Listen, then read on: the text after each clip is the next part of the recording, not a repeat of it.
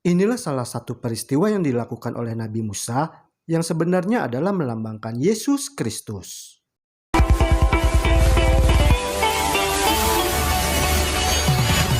Pada keseluruhan Alkitab, keberadaan Nabi Musa sangat dirasakan, dan nama Musa baru muncul di kitab Keluaran pasal 2 ayat 2. Meskipun Musa adalah penulis kitab Kejadian, yaitu kitab yang menceritakan tentang otoritas Allah dan dasar tentang siapa kita, bagaimana kita bisa ada, dan mengapa hal-hal baik bisa menjadi buruk sedemikian rupa, dan mengapa kita bisa tetap bertahan. Kitab Kejadian juga menuliskan tentang peristiwa penciptaan, kejatuhan, janji penebusan, air bah, Abraham, berita Injil, yang semuanya itu penulisnya adalah Nabi Musa. Kehidupan Nabi Musa sendiri hampir tanpa cacat celah. Terlepas dari kecacatan yang dimiliki oleh Nabi Musa, namun Tuhan sanggup menggunakan Musa dalam sebuah cara yang luar biasa. Meskipun Musa tidak melakukan dosa, yaitu penyembahan terhadap anak patung lembu emas yang dilakukan oleh orang-orang Israel, tetapi Musa mencoba untuk mengantarai orang-orang yang berdosa itu, bahkan bersedia untuk kehilangan nyawanya untuk kepentingan mereka. Musa mengerti konsekuensi dosa itu dan apa yang dibutuhkan untuk mendamaikan dosa itu, dan dia meminta dengan sungguh-sungguh kepada Allah supaya ia menanggung dosa mereka. Tertulis dalam Keluaran 32 ayat 32.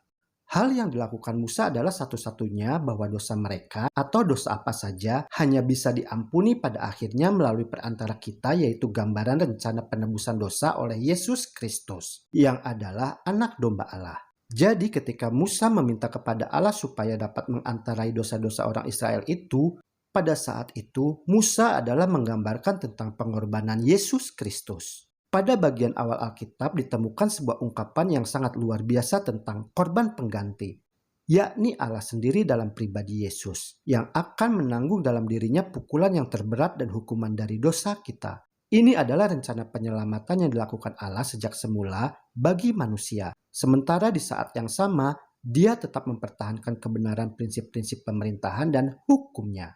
Berabad-abad kemudian, Petrus menuliskan tentang Yesus. Ia sendiri telah memikul dosa kita di dalam tubuhnya di kayu salib, supaya kita yang telah mati terhadap dosa, hidup untuk kebenaran. Oleh bilur-bilurnya kamu telah sembuh. Tertulis dalam 1 Petrus 2 ayat 24. Dalam kisah Musa ini dan reaksinya terhadap dosa, Musa melakoni peran sebagai perantara untuk kepentingan dari orang-orang yang sudah jatuh berbuat dosa, yang merupakan seorang pendahulu dari apa yang Yesus juga akan lakukan untuk kita. Tertulis dalam Ibrani 7 ayat 25. Ibrani 7 ayat 25. Karena itu ia sanggup juga menyelamatkan dengan sempurna semua orang yang oleh Dia datang kepada Allah, sebab ia hidup senantiasa untuk menjadi pengantara mereka. Dan setelah Musa memohon kepada Allah untuk menjadi pengantara bagi dosa orang-orang Israel, kemudian Musa kembali tampil untuk menunjukkan kasih-Nya bagi bangsanya dan meminta Allah untuk melipat gandakan mereka ribuan kali banyaknya, lebih dari yang telah Allah lakukan sebelumnya. Sehingga orang-orang Israel menjadi sebuah kahal, yaitu sebuah perkumpulan yang diatur. Seperti tertulis dalam Ulangan 31 ayat 30. Dan ini adalah sebuah cikal bakal terhadap apa yang nantinya ada di perjanjian baru, yaitu eklesia, sebuah kata Yunani untuk gereja. Tertulis dalam Matius 16 ayat 18. Mari kita bandingkan kedua bunyi ayat tersebut.